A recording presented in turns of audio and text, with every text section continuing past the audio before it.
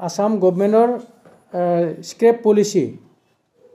যিটো scrap policy এই পলিচিৰ ওপৰত বেছ কৰি পেলাই আমি ৰাইজৰ মাজত কেইবাবাৰো মানে নটিচ দিয়াই হওক প্ৰেছ মিটেই হওক আমি বহুত কৰিলোঁ তথাপিও যদি কাবাৰ অলপ ৰৈ গৈছে ইয়াৰ কাৰণে আজি আকৌ এইটো আৰু পুনৰ মই জনাব চেষ্টা কৰি আছোঁ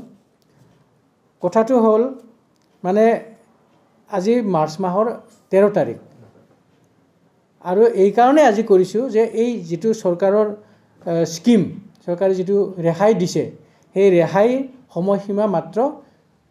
এই চলিত বৰ্ষৰ 31 মাৰ্চলৈকে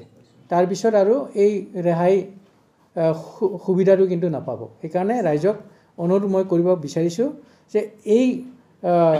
ৰেহাই যিটো সুবিধা সেই সুবিধাটো তেওঁলোকে 31 মাৰ্চ 2025 চনৰ আগতে লওক ৰেহাইটো কি এইটো হ'ল অসম চৰকাৰৰ যিটো স্ক্ৰেপ পলিচি 2022 চনৰ যিটো স্ক্ৰেপ পলিচি ইয়াত মানে স্পষ্টকৈ কোৱা হৈছে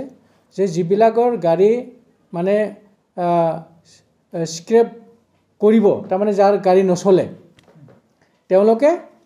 নিজৰ যাৱতীয় কাগজ পত্ৰসমূহ লগতে নিজৰ গাড়ীটো স্ক্ৰেপ চেণ্টাৰত জমা দিলে তাতে স্ক্ৰেপ চেণ্টাৰে এইটো স্ক্ৰেপ হ'ল বুলি তেওঁলোকে গাড়ীটো স্ক্ৰেপ কৰিবতো স্ক্ৰেপ কৰাৰ পিছত কিন্তু ইয়াতে কথা এটা আছে স্ক্ৰেপ কৰিব দিলে এই গাড়ীৰ মূল্যও কিন্তু দিয়ে এনেকৈ নহয় যে বিনা পইচাত লৈ যায় এনেকৈ নহয় কাবাৰ গাড়ী পুৰণা আছে গাড়ীটো স্ক্ৰেপ কৰিব লাগে তেতিয়াহ'লে গাড়ীখনক স্ক্ৰেপ চেণ্টাৰত দিলে তেওঁলোকে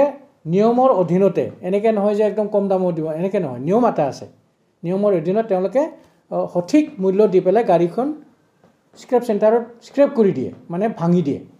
এটা ভাঙি দিয়াৰ পিছত তেওঁলোকে এইখন গাড়ী স্ক্ৰেপ হ'ল বুলি এটা চাৰ্টিফিকেট দিয়ে এই চাৰ্টিফিকেটটো লৈ যেতিয়া আমাৰ ওচৰত আহে তেতিয়া আমি এই তেওঁলোকৰ চাৰ্টিফিকেটৰ যিটো অৰ্ডাৰ সেই অৰ্ডাৰ নাম্বাৰটো এই ছিষ্টেমত এই গাড়ীৰ নাম্বাৰৰ বিপৰীতে আমি আপলোড কৰিলে সেইখন গাড়ীৰ আৰচিটো চিৰদিনৰ কাৰণে কেঞ্চেল কৰা যায় আৰু যেতিয়া এইটো আমি ইয়াতে কাৰ্যকৰী কৰোঁ তেতিয়া আমি ইয়াৰ পৰাই আৰচি কেঞ্চেল হোৱাৰ পিছত আপোনাৰ আৰচিটো কেঞ্চেল কৰা হ'ল বুলি অফিচিয়েলি এটা তেওঁক মানে চাৰ্টিফিকেট দিওঁ এইটো যেতিয়া তেওঁ হাতত পৰে তেতিয়াহ'লে তেওঁ জানিব পাৰে যে আজিৰ পৰা আৰু এইখন গাড়ীৰ মোৰ কোনো লেটা নাই কিন্তু তাকে যদি নকৰে তেতিয়াহ'লে কি হ'ব আপোনাৰ গাড়ী ইফালে ভাঙি গৈছে স্ক্ৰেপ হৈ গৈছে পচি গৈছে কিন্তু আপুনি ইয়াতে আৰচিটো কেঞ্চেল কৰাই লোৱা নাই যদি এনেকৈ হয় তেতিয়াহ'লে কি হ'ব অফিচিয়েলি কিন্তু আপোনাৰ আৰচিটো কেঞ্চেল হোৱা নাই কাৰণে অফিচে গম পাব যে আপোনাৰ গাড়ীটো চলি আছে ফলত কি হ'ব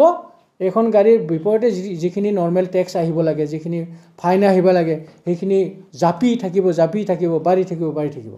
শেষত সেইটো দিবলৈ বাধ্য হ'ব আচ্ছা এইখিনিতে এটা সুবিধা আছে 31 মাৰ্চটো কি কাৰণে ক'লোঁ চৰকাৰে এটা সুবিধা দিছে কি এনেকুৱা যদি কোনোবা স্ক্ৰেপ কৰি লয় পুৰণা গাড়ী তেতিয়াহ'লে চৰকাৰৰ ফালৰ পৰা যিখিনি ফাইন আছে যিখিনি টেক্স আছে তাৰ বিপৰীতে 75% ৰেহাই দিছে তাৰমানে ধৰি লওক তেওঁৰ যদি আজিৰ তাৰিখত তেওঁৰ পুৰণা গাড়ীৰ বিপৰীতে 1 লাখ টকা ফাইন টেক্স হাবিজাবি আছে তেতিয়াহ'লে চৰকাৰক মাত্ৰ 25,000 টকা দিলে মানে 25,000 টকা তেওঁলোকে অনলাইনত চৰকাৰক যদি ডিপজিট দিয়ে